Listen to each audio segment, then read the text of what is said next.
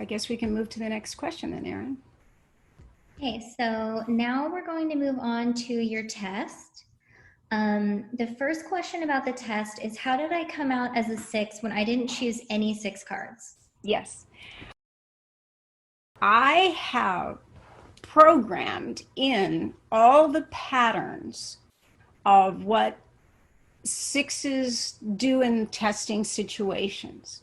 So if someone had a different lead type in their first 9 cards, and a different lead type in their second 9 cards, and a different lead type when they were compared, and then a different lead type in their tri-type, and a different lead type in their word choices. So if there were enough differences, it's automatically programmed to suggest the person is type 6.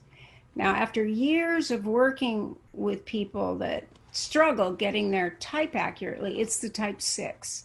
As I said, it's not because they're not smart, it's that they are looking at, I'm not that, I'm not that, I'm not that, I'm not that. And 9s can struggle too, but they will say, I can do that sometimes. I can do that sometimes. I can do that sometimes. And so they'll test differently. Now, how does that happen? As they're taking any test, both 6 and 9, will first answer it the way they believe they feel and choose a card or a statement, whatever it is. And then the next time they see the card, they could say to themselves, well, I chose that card last time, but this card's true too. So they're not intending to do it. And the test is set up in a way, if you chose like a card twice and then you go to another card that's not even related to the first choices, it'll signal that special pattern. And there are about 10 patterns that 6s use. And it took me many years to figure out exactly what it was. And then I wanted to program this for 25 years, but it was considered too difficult to program. But I have a programmer now that's just so amazing. And he programmed it so that it's happening. And thank you so much for those that have taken this beta test. And I'm going to offer it free for a period of time so you can send it to friends and family.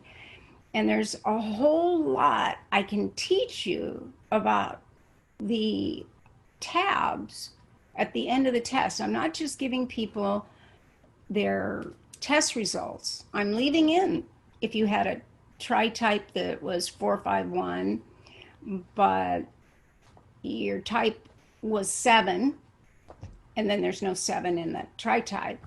That's usually a 6. I'm leaving that with the asterisk, if those of you who've taken it noticed. And then it says, this indicates the possibility of type 6.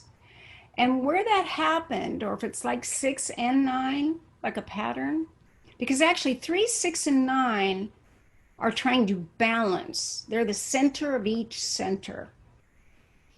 So in particular, the 6 is looking at yin yang. So if we were to look at yin yang symbol, would we say it's all black or all white? Well, it's equal proportions.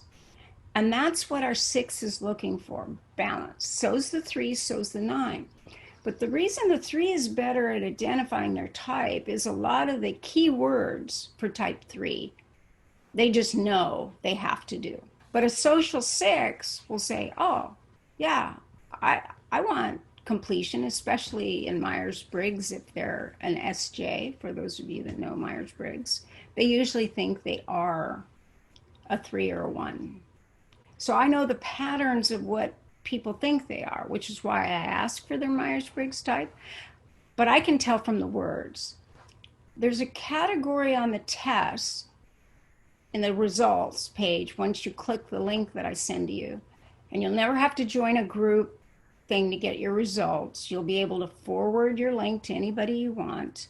And save it forever. You can download it to your computer, copy and save it to your computer to do whatever you want with it. Because I think it's really important for people to be able to see what they chose at one time and another time, or go back and look at what their friends did once they know how to work with the results of the page. So I put a lot of money into the results page so that if you're a coach, if you're a therapist, if you're a teacher that has students, if you do typing interviews, even if it's just with friends and family, or if you're a spiritual guidance counselor, you want to understand why the person ended up with the answers they did.